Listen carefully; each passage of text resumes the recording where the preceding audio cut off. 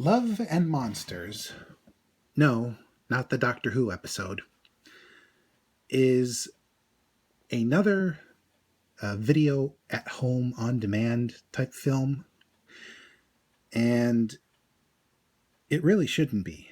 Really, it should be a drive in because that's what it is, a modern day drive in B movie monster flick.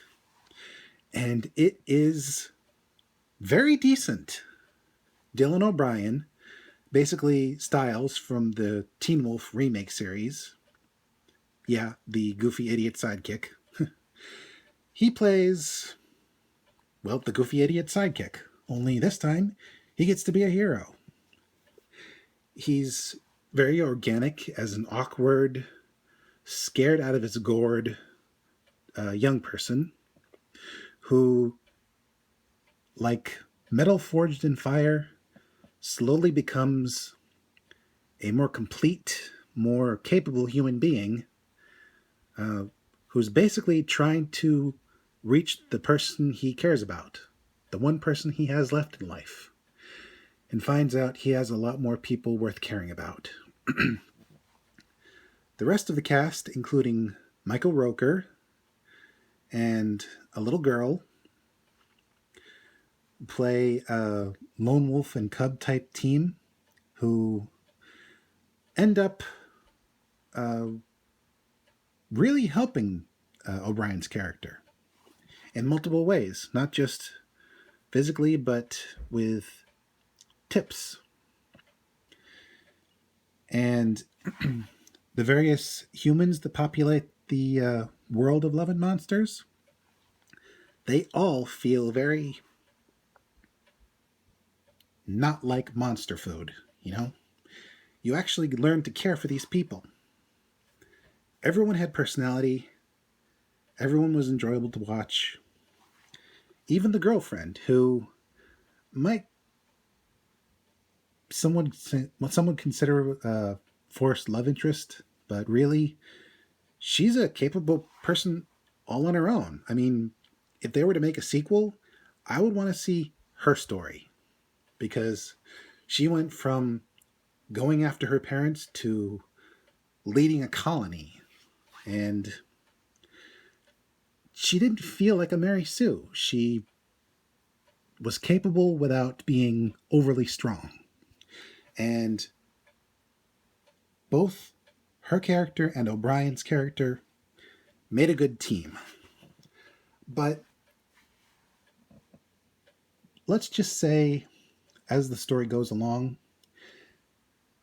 you find you can really tell that the writers, when they were writing these two characters, were putting down a lot of baggage. But that's not a bad thing. All the characters felt very human. Among the survivors, we saw the best and worst of humanity. It was like condensing a season or two of Walking Dead into under 2 hours. And it worked.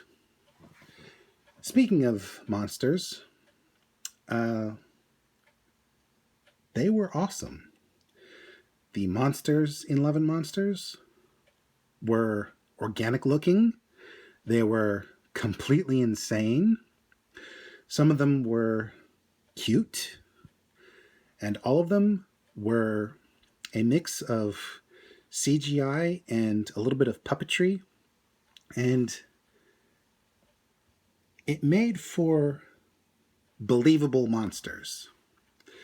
These felt like altered animals. And the environments in which they were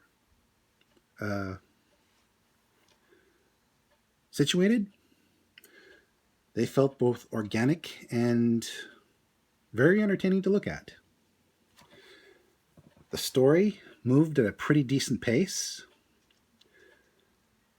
The various characters had convincing arcs. The dog was a hero unto himself. I mean, He was the third side of a very well made character triangle. And there were even pretty stereotypical but also believable villains. I'm not going to go into too much detail because you really have to see this movie for yourself. But all the various characters and all the various monsters are just so entertaining to watch, each on their own. But altogether, they made for one of the best movies of this type I've seen in a long time.